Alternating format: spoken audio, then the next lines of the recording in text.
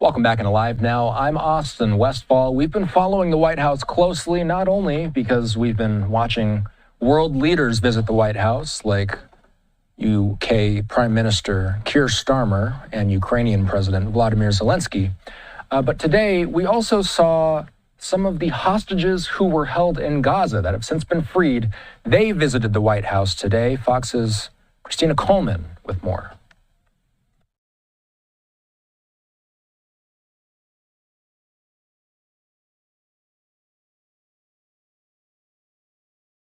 Were you all taken on October 6th? Yes. President Trump meets with 8 freed Israeli hostages at the White House. It comes as the president issued what he called a, quote, last warning to Hamas to release all remaining hostages held in Gaza. President Trump writing in a Truth Social post, quote, a beautiful future awaits, but not if you hold hostages. If you do, you are dead. He also added he was sending Israel everything it needs to, quote, finish the job. Hours earlier, the White House confirmed it's engaged in direct talks with Hamas, a major change to long-held U.S. policy not to negotiate with terror groups. These are ongoing talks and discussions. I am not going to detail them here. There are American lives at stake. According to Israel, 24 living hostages remain in Gaza. This includes an American citizen. Their fate tied to phase 2 of a tentative ceasefire agreement that calls for all hostages to be released and an end to the war. But talks on how to implement that plan remain uncertain. We in the kingdom categorically reject any infringement of the legitimate rights of the Palestinian people. Tuesday, Arab leaders endorsed Egypt's post-war plans for the Gaza Strip, which include allowing some 2 million Palestinians to remain in the region. It was a clear counterproposal to President Trump's plan to depopulate the area and redevelop it. Meanwhile, Israel's decision to freeze aid into Gaza until a ceasefire agreement is reached continues to be condemned by the United Nations. Aid groups saying the freeze is putting millions at risk of starving. Christina Coleman, Fox News. In the meantime, you saw some of it in her report there, but let's play the full thing out. It's a couple minutes long. Let's listen into some of the natural sound as some of these freed hostages met with the president earlier today. Were you all taken on October 6th? Yes. So this was hell, huh? It was the worst thing that anybody can go through. One of the days they handcuffed one of the boys that was with us, and when he came, and he brought a cutter, and he cut his hand and smiled. They used to eat in front of us while they starved us. It's a miracle. That you're living? Yes. I was kidnapped on 7 October. My wife and my 2 daughters been murdered on the same day. I was held in captivity 491 days. I've been suffered there from starvation, violence, and humiliations daily. One time, they broke in my ribs, and it was so hurt that I couldn't breathe for 1 month. Thanks to President Trump, I'm a free man. I can hug my mother again. I can hug my brothers and sisters.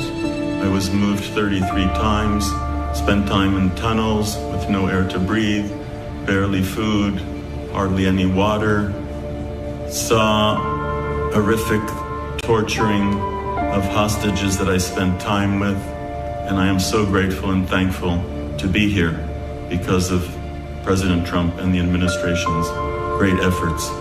As you know, they're all being released right now. We have so many hostages just waiting to get released. My little brother is still in there. My family and I myself, we believe you've been sent by God to release them. We think they can get out thanks to you. Yes. We are here because of you. We're alive and free people because of you. Yeah. Thank you very much. Wow. Thank you very much. Thanks. Thank you so much. That's unbelievable. What a story. I've never had anything like this. I mean, I've saved a lot of people, but I've never seen anything like this where you lived under those conditions. Horrible stories. Not even believable. Thank you. We'll get them. All right, that's the extent of that video. Hostages freed from Gaza meeting with President Trump earlier today. A live look at the White House. This all comes as Axios says that President Trump has been, and I should specify, Axios says the Trump administration has been holding direct talks with Hamas over the release of more hostages held in Gaza and the possibility of a broader deal to end the war. That's according to two sources with direct knowledge of the discussions, again talking with Axios. White House Press Secretary Caroline Leavitt was asked about it today. Here's her response. Well, when it comes to the negotiations that you're referring to, first of all, the special envoy who's engaged in those negotiations does have the authority to talk to anyone. Israel was consulted on this matter. And look, dialogue and talking to people around the world to do what's in the best interest of the American people is something that the president has proven is what he believes is good faith effort to do what's right for the American people. Okay, so that's what the press secretary said earlier today. Dr. Alon Burstein is standing by with some handy-dandy maps behind him now. Alon, it's good to see you. Is this the first time the U.S. has talked directly with Hamas? It's good to see you, Austin. Yes, this is the first time that the United States at least has openly admitted that it is talking directly with Hamas. It's important to put this within context. Hamas was defined as a foreign terror organization by the United States since 1997. Now, officially, the United States, like Israel, like most Western countries, are not allowed to talk to terror organizations. At the same time, we do know that there have been negotiations between the United States and organizations like the Taliban. We've seen negotiations between the United States and other organizations. Usually, however, this is done through mediators. Usually, this is done like Israel negotiates with Hamas. It doesn't talk directly with Hamas. Israel talks to Qatar, it talks to Egypt, then they go and talk to Hamas because Israel refuses to talk to them. What is unique about this is that the United States pretty much openly is saying that they are talking directly to the leaders of Hamas that are in Qatar. This has also been confirmed by Hamas itself. Sources have been quoted in Al Arabi Al Jadid, in the Saudi newspapers, and Al Sharak and others. All have said that they are talking directly to the United States about specifically those hostages that remain in the Gaza Strip that have U.S. citizenship. One of those hostages is alive, Idan Alexander. There was a life sign of him. Hamas published a video of him by now almost 100 days ago. But there are other bodies of other hostages, at least 4 more, that have U.S. citizenship. That is what's being focused on. What is very important also is the specific wording of what has been said. It is not being said that these negotiations are about simply releasing these hostages or that one live hostage and the return of the bodies of the other hostages. It is within the broader framework of a bigger deal that the United States is trying to pressure Hamas to possibly move the release of Idan Alexander and those bodies of hostages with U.S. citizenship forward in exchange for a larger implementation of phase 2 of the deal, which, I remind everyone, involves a complete ceasefire and idea of withdrawal from the Gaza Strip. And that is something that is very much going to anger Israel if that is actually implemented and the U.S. ends up forcing Israel into that phase of the deal. How might Benjamin Netanyahu feel about the U.S. speaking directly with Hamas? So the United States, so Israel is very careful in how it is relating to the United States. We spoke about this a few days ago when we were comparing the Netanyahu-Trump relationship to the Zelensky-Trump meeting.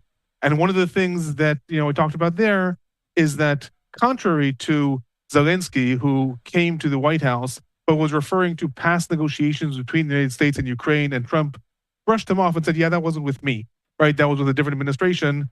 Netanyahu realizes this. Netanyahu realizes that first and foremost, as a leader of a country, you have to stay on Trump's good side. It has nothing to do with past agreements between the countries. It has nothing to do with the relationship between the countries. What matters is the interpersonal relationship between the sides. Because of that, when the Israeli Prime Minister's office was asked, so what do you think about this? Israel was very careful. It did not say that it is against these negotiations, which it is against. It did not say that it does not want to be compelled into phase 2, which it does not want to be compelled into.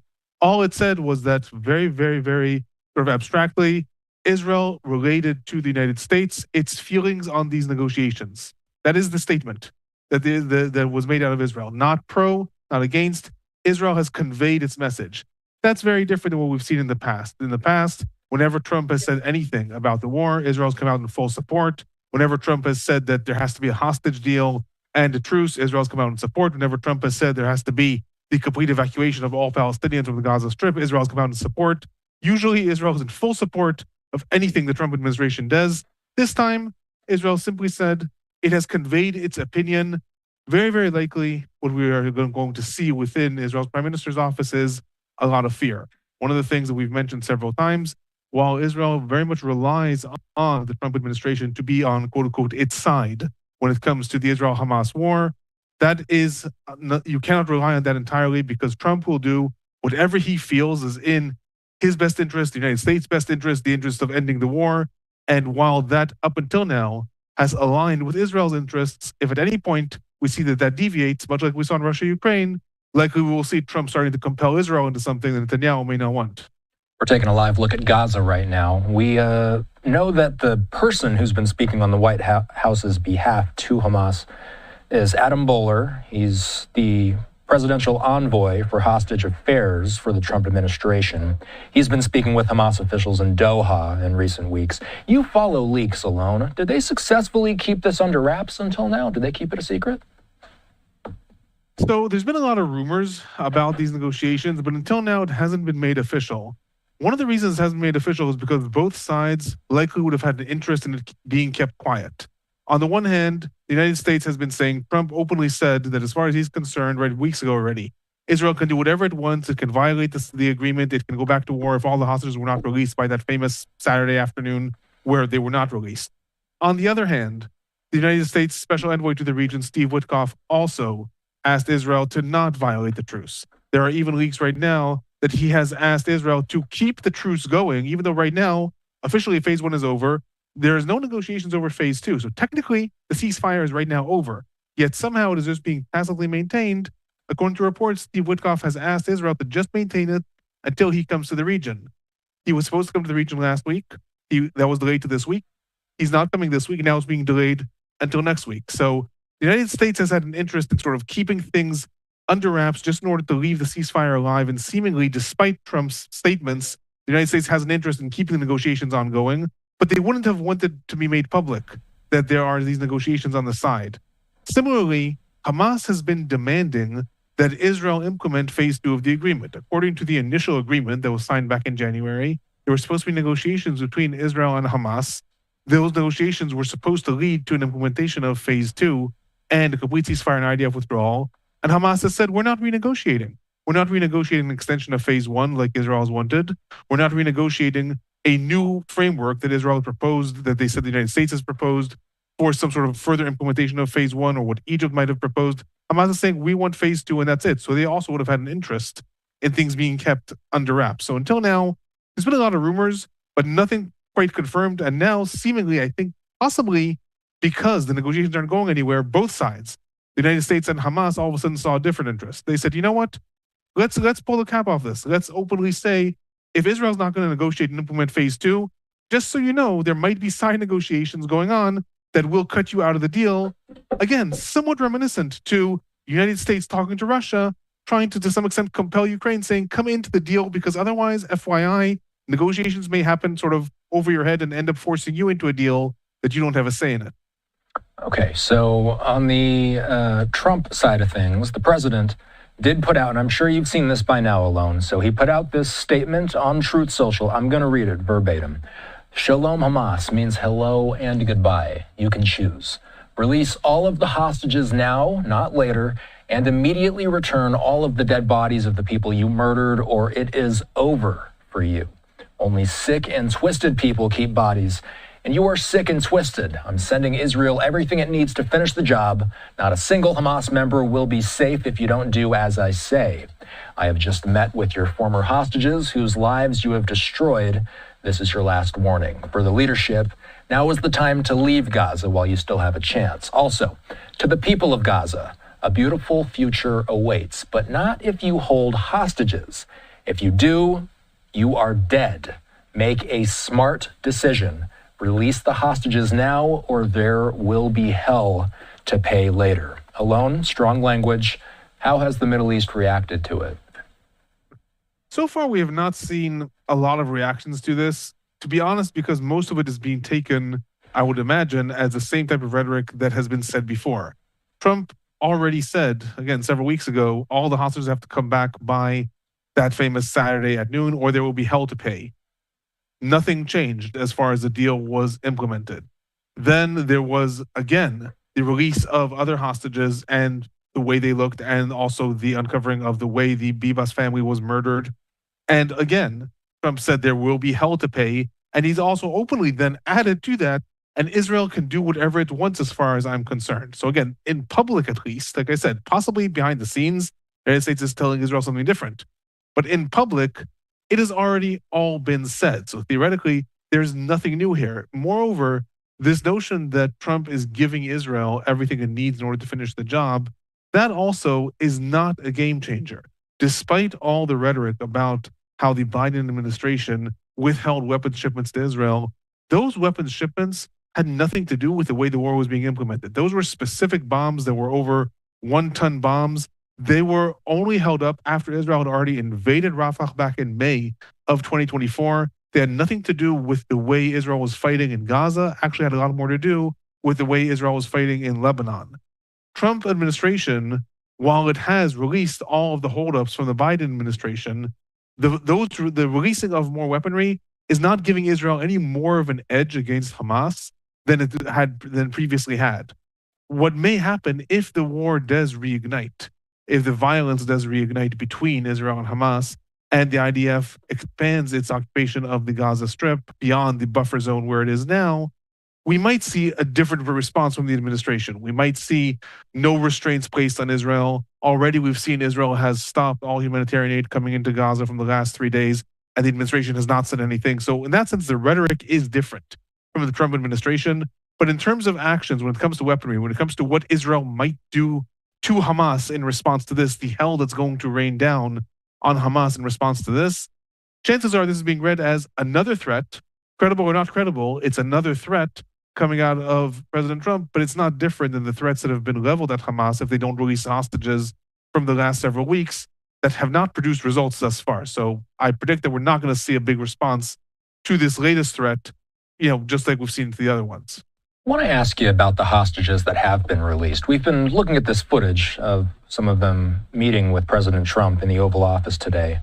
What have we learned from these hostages alone? What have we learned about where they were kept, what conditions they were in, and how Hamas managed to keep them away from the IDF for all that time? We've learned some horrendous stories about the conditions that hostages were kept in. Mostly what we've learned, I'll try to divide it up into several things. We've heard a lot of testimonies from the different hostages. When it comes to how Hamas kept them from the IDF, mostly what we've heard is that Hamas moved some of the hostages from place to place, and that a lot of them were kept underground, but never in a single location. Some of the hostages were moved. Keith Siegel, I believe, said that he was moved over 33 times to different locations in the Gaza Strip, sometimes held in apartments, sometimes held in tunnels as the IDF advanced to different places. Each time they moved to a different place. Other hostages said they were held in one place and never saw the light of day. So each hostage was treated differently, and that's one of the advantages that Hamas has had in holding the hostages. They really broke it down into several different units of captors that were holding hostages. And those captors really had sort of free reign when it comes to how they maintain the hostages. That is one of the reasons that we've seen some of the hostages coming back looking in very, very big, quote unquote, good condition or okay condition, in the sense that they came back not seemingly starved or beaten. They were held captive, obviously, for almost a year and a half. I'm certainly not saying they were treated well, but they did not look as bad as some of the hostages that came back that looked like they had been starved and beaten and tortured. And the reason is that these different captors, sort of each one of them had their own autonomy with regards to how they maintained the hostages. Something that I will say, though, that has been, I'll say, interesting from the way it is understood, at least with regards to what Hamas is saying about the hostages. Some of the hostages did report that every time there was less humanitarian aid entered into the Gaza Strip, there was less food that entered the Gaza Strip, they did in fact receive less food, and they were under intense conditions of hunger and sometimes starvation. Does that mean that Hamas didn't have food to give them or was punishing them with hunger and starvation as a weapon of war? That I don't know, that they don't know, but they did report that.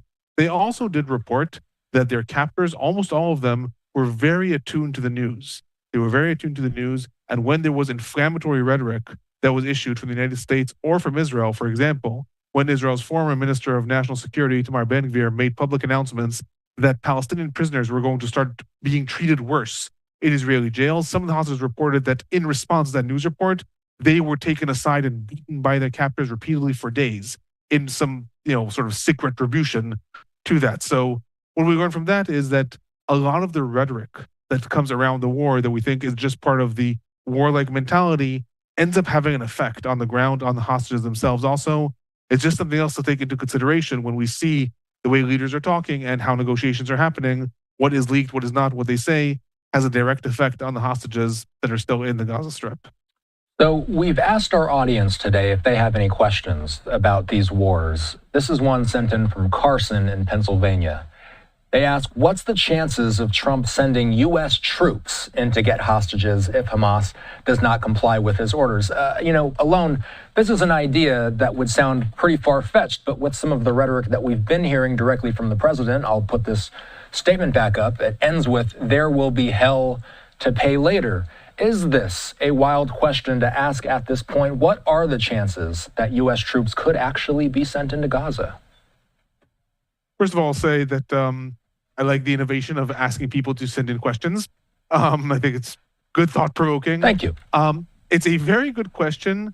I do not think that it is very likely that we will see this happen. We might have seen it happen with a different administration, whether Democrat or Republican. Specifically the Trump administration, Trump views most of his geopolitics through a business lens. The geopolitics is not viewed through the lens of alliances, ideological connections, even cultural connections. It is viewed through the lens of business. The United States is funding most of NATO. Why should the United States be paying most of NATO, be sending troops to NATO? That's a European problem. Let Europe pay for it. Same goes with US aid. Same goes with looking at Panama and Greenland. All these things are not looked at through necessarily previous alliances or democratic countries, democratic peace, things like that. They're all looked through a business lens. And through a business lens, sending troops in to war is not a smart move. It's never a smart move. There are very, very few, if any, lucrative wars that have happened, certainly in the last 100 years, but absolutely in the last 50 years. Wars cost money. They end up being detrimental when it comes to plundering your resources. Ultimately, it is not worth it. And that is one of the reasons that we are seeing Trump, before he even took office, pressuring Israel into an agreement with Hamas. We're seeing him pressuring Ukraine into an agreement with Russia. Trump does not want the United States to be embroiled in more wars. I think that he would be happy to send whatever he can to help get hostages out of the Gaza Strip, and certainly U.S. citizens that are held hostage out of the Gaza Strip, much as he will be happy to send drones to attack the Houthis in Yemen. We've seen the Trump administration recently declare the Houthis again a terror organization. I think he's certainly on the side that would like to fight Hamas and the Houthis. At the same time, I very much doubt that we'll see him actually sending troops in. He would like to avoid getting the U.S. embroiled more into wars and stay out of them. Yeah, and of course, we've heard so much coming from that side saying that they want to keep America out of some of these conflicts. I want to ask you, because we've hit a lot today, but before we go, we got to talk about phase 2. Has there been any inching closer to some sort of agreement to begin the next phase of the ceasefire? From everything I've read, they're still abiding by most of the rules of the initial phase. We're not seeing any fighting happening in Gaza in real time. But phase 2 is ultimately what would bring us closer to releasing the rest of the living hostages and an end to the war itself. Has there been any progress on phase 2? The short answer is no. Ultimately, what was supposed to happen is on day 16 of the truce, so that's at the beginning of February, they were supposed to begin the negotiations on phase 2. And phase 2 includes a declaration of an end to the war, IDF withdrawal from the Gaza Strip, the release of all hostages in exchange for an undetermined amount of Palestinian prisoners. Now, negotiations, first of all, didn't start until almost the last week of phase 1. And then, right now, we're in a state of limbo. According to the initial agreement, the way it was supposed to work, as long as negotiations on phase 2 continue, then all the terms of phase 1 continue as well. So the truce between the sides is supposed to continue. The entrance of humanitarian aid is supposed to continue.